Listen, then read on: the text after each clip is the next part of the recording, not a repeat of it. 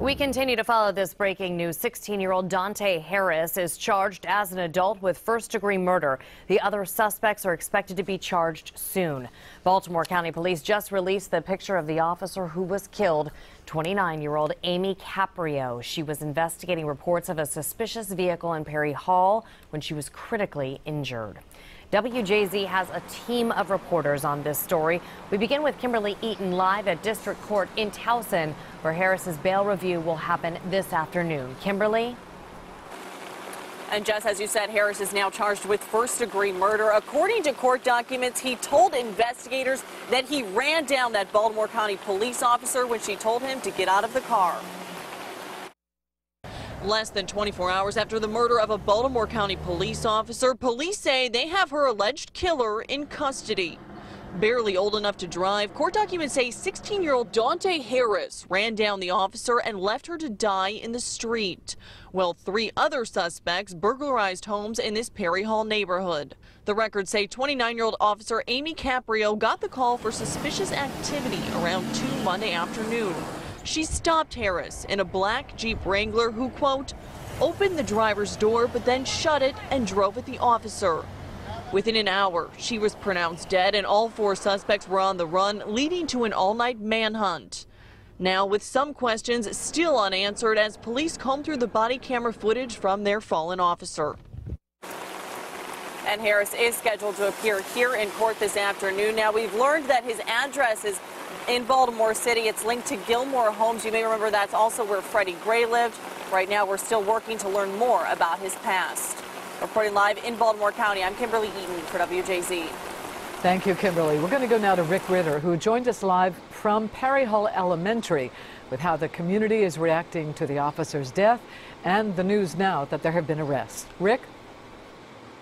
Well, Denise, really, this was a nightmare for any parent. This was an area that was on lockdown for hours, kids stuck in schools, families waiting to reunite. And with the suspects now in custody, many out here finally breathing a sigh of relief. Chaos in Perry Hall, a community stuck in the middle of a manhunt for hours after a Baltimore County officer is killed right in their neighborhood. Just a sad state of affairs. Sad. The incident practically shut down the area. Residents forced to stay in their homes as officers frantically searched for those behind the brazen murder. It was complete chaos. Yeah. Nearly 2,000 students in Perry Hall area schools stuck inside for hours, unable to leave during the manhunt. First we were on lockdown and everyone was thinking more were we get in a corner and someone was in our school, but it wasn't. At just 10 years old, Kearney Elementary's Abigail Cook didn't know what to do. My friend, he looked it up what happened and he said that there was a gun shooting. Then I started getting freaked out. What's going to happen? Like many, desperately waiting to reunite with her family. It was very happy that I got to see them, very emotional. While all schools open on time Tuesday morning, students and parents were met with an increased police presence. A heart-pounding 24 hours that's finally come to an end.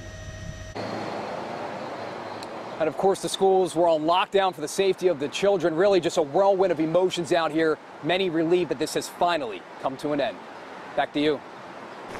All right, Rick, thank you. In the moments after Officer Caprio suffered critical injuries, neighbors jumped into action trying to help. Mike Hsu is live at the scene with their stories. Mike? Good afternoon, Jess. A volunteer firefighter with Kingsville was just steps away when this whole incident went down. He's trained in emergency medicine, so the Jeep had barely sped away when he was out in the middle of the street trying to save her life. Donna Stetka detours from her commute to GBMC, parks at the spot where the officer was hit, and holds flowers she, this morning, cut from her garden. Her delivery, a powerful symbol that a community cares. Well, my dad was a Baltimore City policeman, my brother a state trooper, and I know that every day they put their lives on the line for all of us.